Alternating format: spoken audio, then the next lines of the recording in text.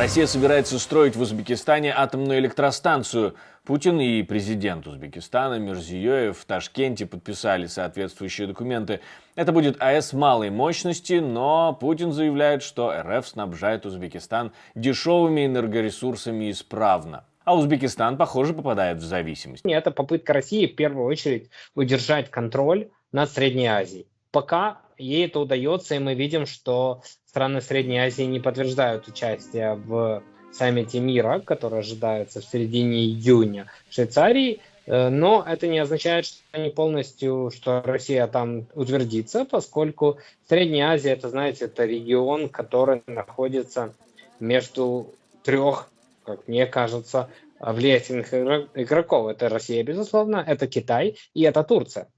Турция тоже смотрит на Среднюю Азию как на страну, с которой у нее давние тесные отношения. В конце концов, идеологией, по крайней мере, при президентстве Реджепа Таyyипа Эрдогана является тюркский мир.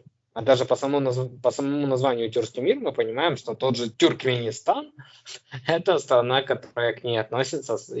Да и Казахстан любят в Турции называть наш старший брат, намекая, что они давно появились на мировой карте.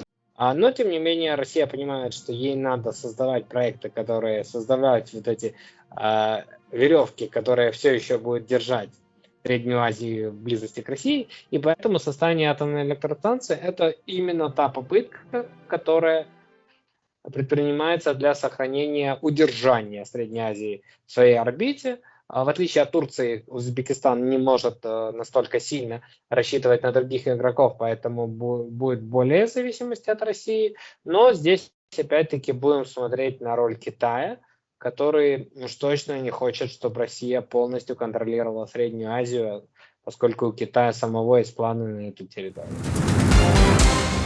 В то же время в Евросоюзе принимают закон, который ограничивает импорт газа и нефти в Европу с 2030 года. Таким образом, страны ЕС хотят попробовать спасти климат, ведь метан является основным компонентом природного газа, который страны сжигают на электростанциях и для обогрева домов. На встрече министров стран ЕС против проголосовала только Венгрия. Что это значит, мы спросили у эксперта. Если раньше приоритетом была экономизация политики, то сейчас мы видим все большую экологизацию.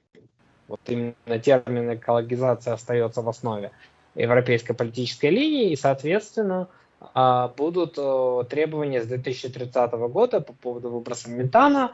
Это в конве вот этой, собственно, политики, это в конве многих решений в странах ЕС, в первую очередь Германии, которая в том же 2030 планирует избавиться от бензиновых двигателей и дизельных, естественно, в своих автомобилях, то есть совершить этот переход.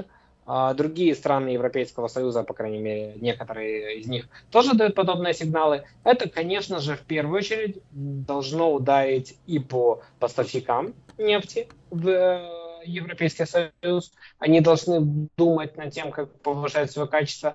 И, собственно, вопрос Европейскому Союзу, готов ли их рынок ставить подобные условия. По всей видимости, пока Европейскому Союзу кажется, что он готов, соответственно, должны подстраиваться под его требования другие страны, и те, кто смогут обеспечить производство нефтепродуктов соответственно требованиям ЕС, тем будет проще. Кто от этого выиграет, и неужели одна Россия проиграет? Кто-то получит свои бонусы или до 2030-го еще долго? Пока в ситуации, когда санкции никто не отменял, а к 2030-му, опять-таки, моделируем, что война в Украине продолжается, и эти санкции только возрастают, я думаю, что у России вообще может не оказаться необходимого оборудования для того, чтобы обеспечить необходимый для европейского нефть, вернее, необходимых требований для Европейского Союза.